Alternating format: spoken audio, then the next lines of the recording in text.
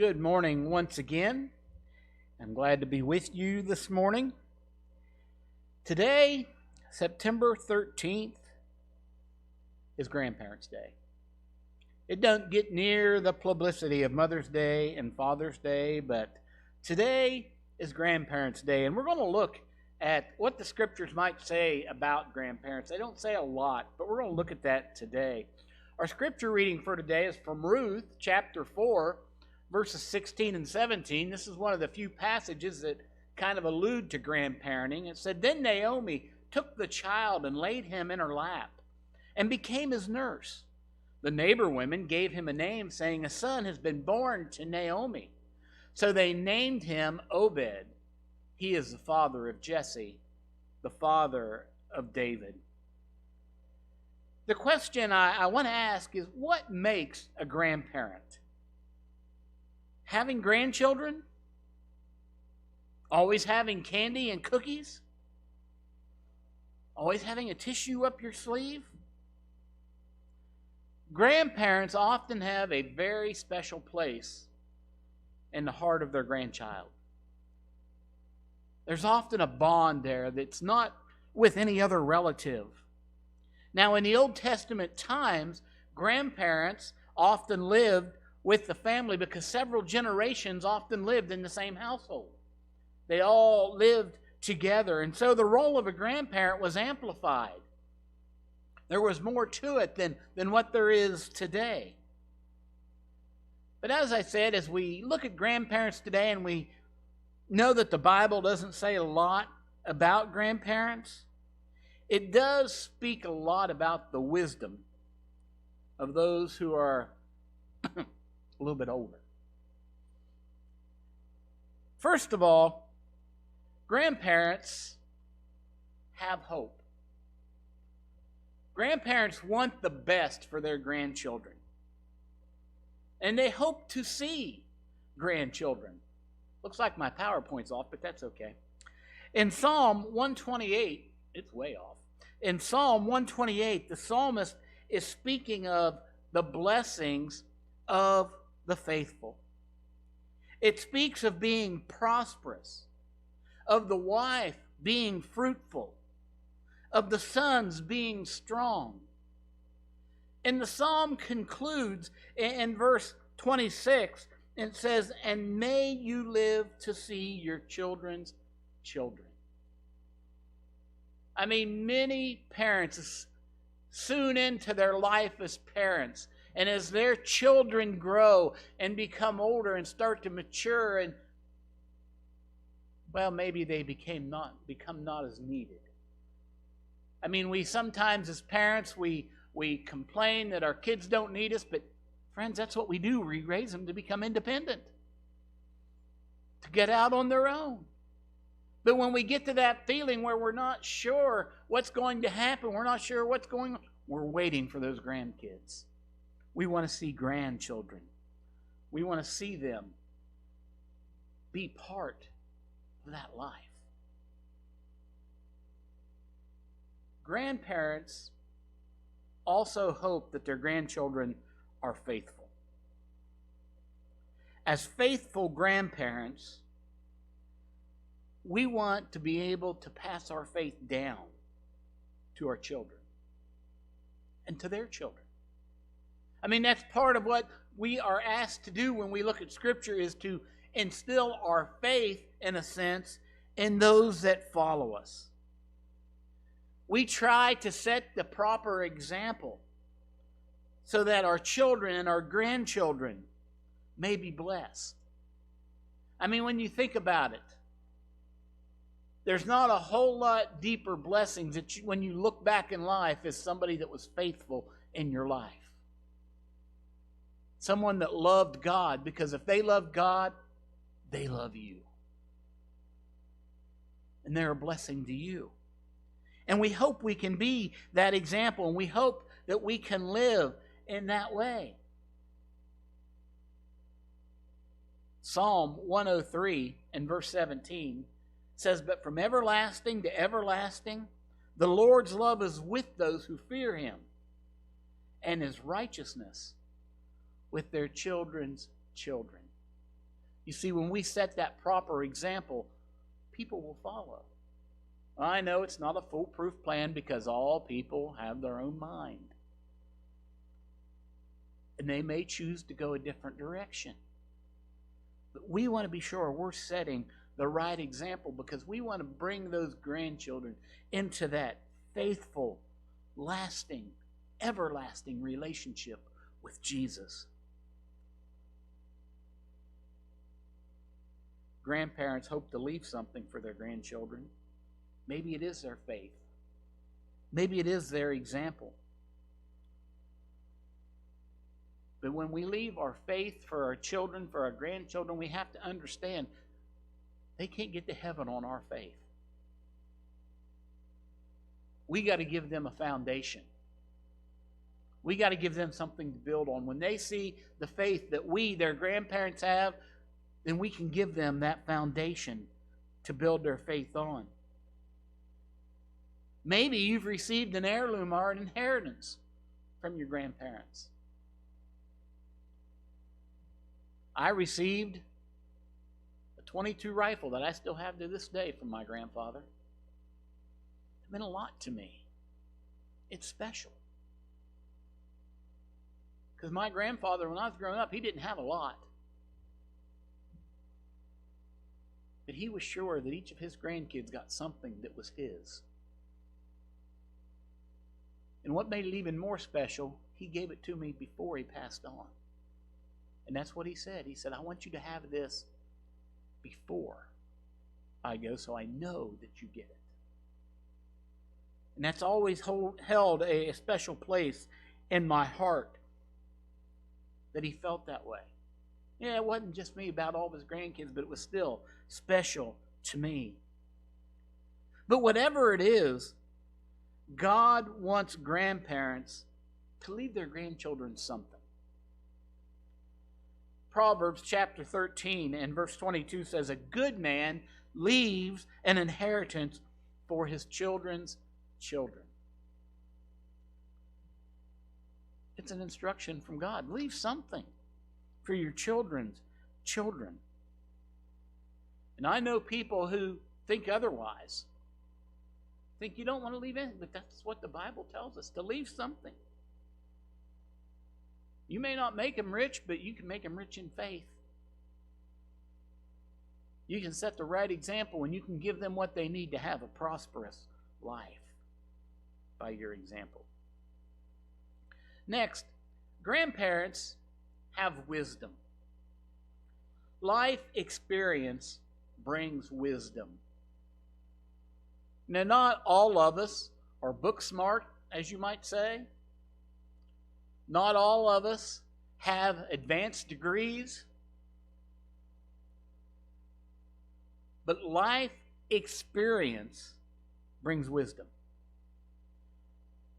And one thing that children often forget and grandchildren often forget is that their parents and grandparents were young once too. You see, when parents and grandparents tried to instruct the children how to live and try to direct them to make wise decisions, it's not a shot in the dark. We've been there. We've been tempted. We've seen the things that draw our attention away from those things that are steady. And friends, other people's life experiences can save headaches, a lot of them. When you listen to what people say, you listen to what they've been through. You listen to some of the things that they had to endure to get where they are. And if you listen and understand, okay, I don't have to reinvent the wheel, so to speak. No, but that's not always how it works. But we try, don't we? We try to impart our wisdom. We try to give those that follow us the benefit of what we know, of what we learn throughout life. And it's difficult. Especially today when you're trying to teach patience to people and we live in a society where the microwave oven isn't even fast enough. It's got to be instant. But yet we can give wisdom from our experience. Solomon expressed it this way in Proverbs chapter 16 and verse 31. Gray hair is a crown of splendor. It is attained by a righteous life. He says life experience gives you that crown. Because you have lived, you can get that crown. Because you've experienced life, you've went through things, you understand things, and you've got to this point. So you have wisdom to offer. And again, sometimes children forget that. But one thing we need to remind the younger generation is that the older generation is to be respected. Respect seems to be something that we're losing in our society today. It seems that nobody wants to respect anybody. And we hide behind our Constitution of, I got freedom of speech. I can say whatever I want. Well, you know, the Bible tells us that everything is lawful, but not everything is beneficial. Just because I can doesn't mean that I should. Because the Bible also tells us that I need to have my eye on what's going to benefit others, not just me. That their needs to be put ahead of mine. The life experience that the older generation have demands respect. I mean, think about it. There are people around today that went through the Great Depression. They literally know what it's like to have absolutely nothing. And we have people today that talk about the Great Recession of what, 2007? Friends, that was nothing. That was nothing compared to what some of these older generations went through. Their life experience is not only in the negative, but in the positive. Demand respect. Paul, in writing to Timothy in 1 Timothy chapter 5 and verses 1 and 2, says, do not rebuke an older man harshly. Now get that. I'm not saying you can't ever rebuke an older man, but don't do it harshly. But exhort him as if he was your father, saying, respect him. Respect him. Treat younger men as brothers. Older women as mothers, and younger women as sisters in absolute purity. Friends, there it is in a nutshell, how we're supposed to respect one another. How we're supposed to look at one another. I mean, it's often forgotten, not only by the younger generation, but the older generation as well. I mean, every generation talks about, look at these teenagers today. This world is just going to rot. The first person on record for saying that, or something that resembled that statement, was Socrates in ancient Greece. So it's every generation. But as the younger generation grows and they learn from the older generation, they don't have to repeat the mistakes. They don't have to repeat the heartaches. They don't have to suffer the way other generations did before them. Grandparents can often offer a different perspective. As grandparents, and sometimes this is really hard, it's not typically up to us to be authoritarians. I mean, that's our grandchildren. It's up to us to spoil them. We can load them up with sugar and send them home. What happens at grandma's stays at grandma's. But because grandparents are a generation removed from their grandchildren, they can often see things differently. They can see situations and offer a wiser perspective. Imagine this in the light of Israel crossing the Jordan. If you remember, the Israelites wandered in the wilderness for 40 years. And none of the adults from that original Exodus out of Egypt was allowed to enter the promised land. And so the second generation was the generation that actually entered the promised land. And so they're getting ready to cross the Jordan. And it's at flood stage. And God once again divides the waters so that Israel can cross on dry ground. And Joshua instructs the elders of all the tribes, saying, choose one man from your tribe to pick up a stone or a rock from the middle of the Jordan. And when we get to the other side, we're going to place it over there, and it's going to serve as a memorial, as a reminder of what happened on this spot. And he says, so when your children ask you, what do these rocks mean? Joshua chapter 4 and verse 6, you tell them, these stones serve as a sign among you. In the future, when your children ask you, what do these stones mean? Now we know the further removed we get from something, the less important it seems. But imagine a grandfather walking by that with his grandchild and saying, what do those stones mean? And Grandpa can look at him and say, son, I remember that day clearly. I was there. I remember what happened. I remember witnessing the power of God spreading the Jordan apart at flood stage so we could come across and build that memorial. That would mean something. 2 days ago, the anniversary of 9/11. All kinds of things popped up all over the place. We will never forget. Friends, we've forgotten.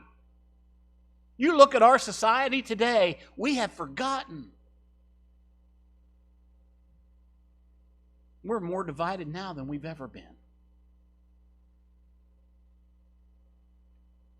We need the older generation to lead us, to teach us, to help us, to explain to us how important things are.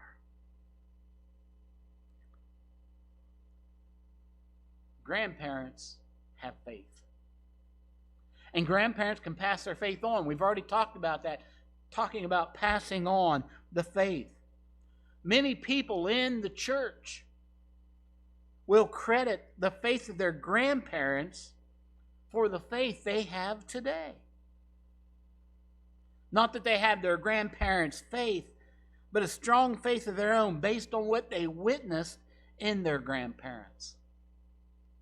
I mean, it seems just as common for someone to say, yeah, I'm here because my grandfather or my grandmother, as it is because of my mother or father.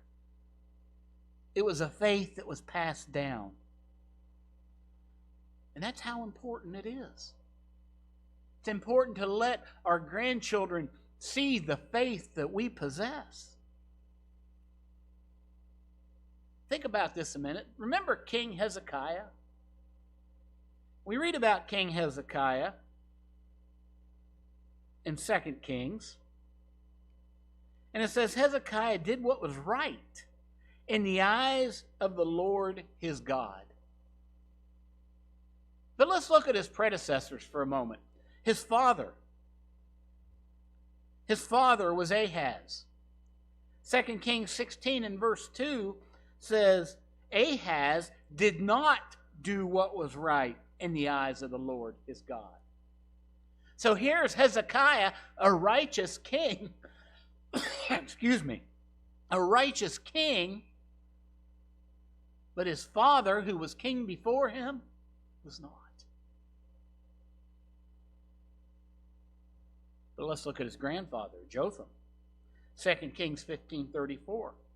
Jotham did what was right in the eyes of the Lord, as his father David has done.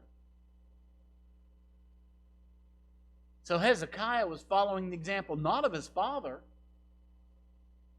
but the faith of his grandfather. Because he knew that was right. That was the right thing to do. Again, grandchildren often have that special relationship with grandparents.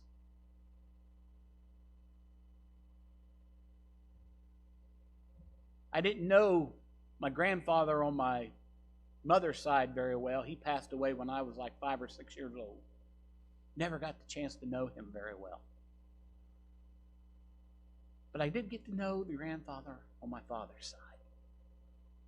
He was a unique individual. He wasn't really emotional. He wasn't the type of grandfather that would take you and set you up on his lap and tell you how much he loved you. But he did things. He was an outdoor guy. He hunted, he trapped, he fished. And he used to tell me things that if my mother knew he told me, she would want to smack him. And she was a pretty peaceful person.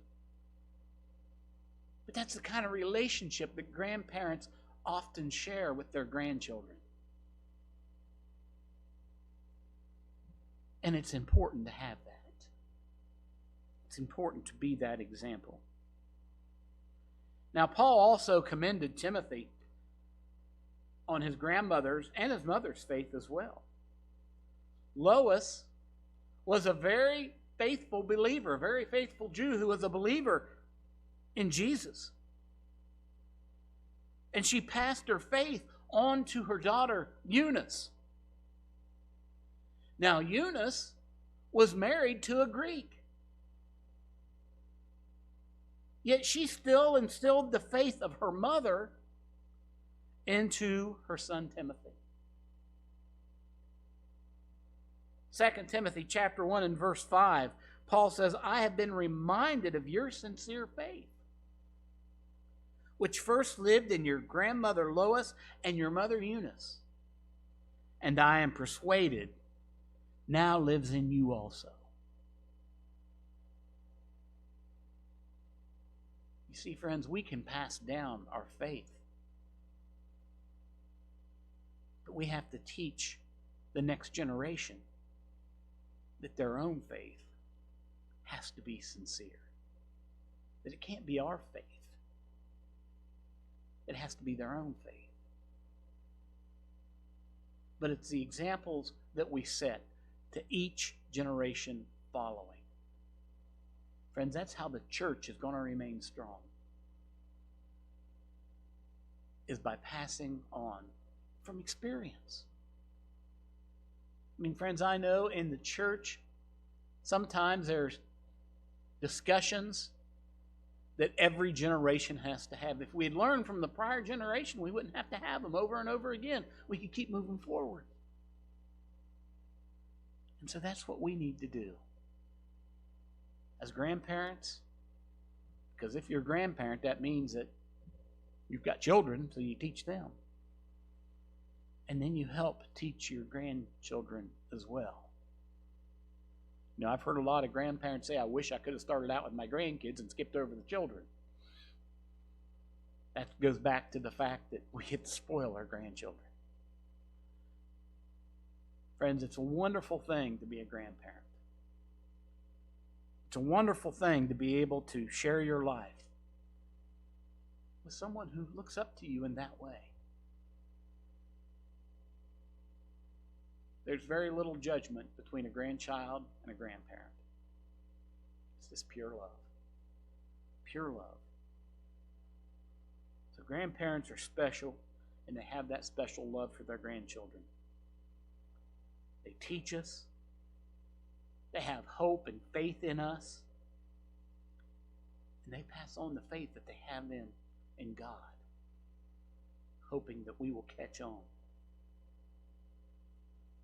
We don't always get to spend all the time with grandparents we'd like, but the time we do have is precious. And that's why we need to learn to treasure the relationships that we have, not just with grandparents, but with all people that we have a relationship.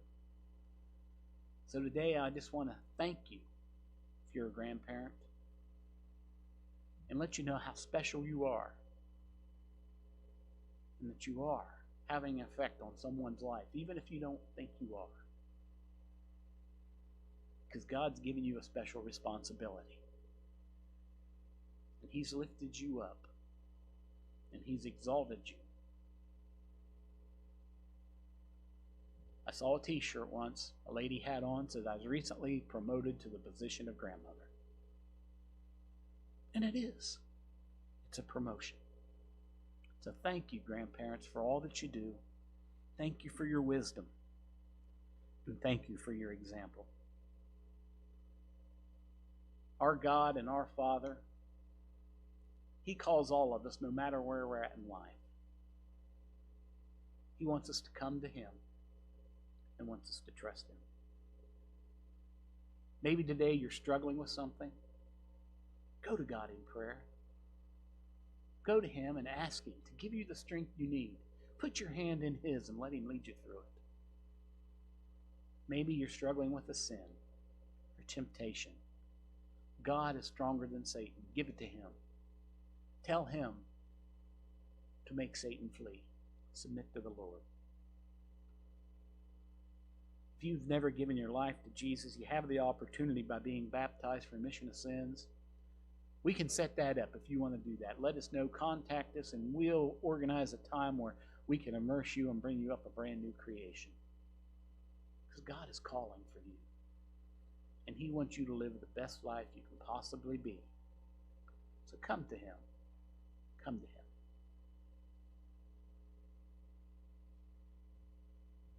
I believe.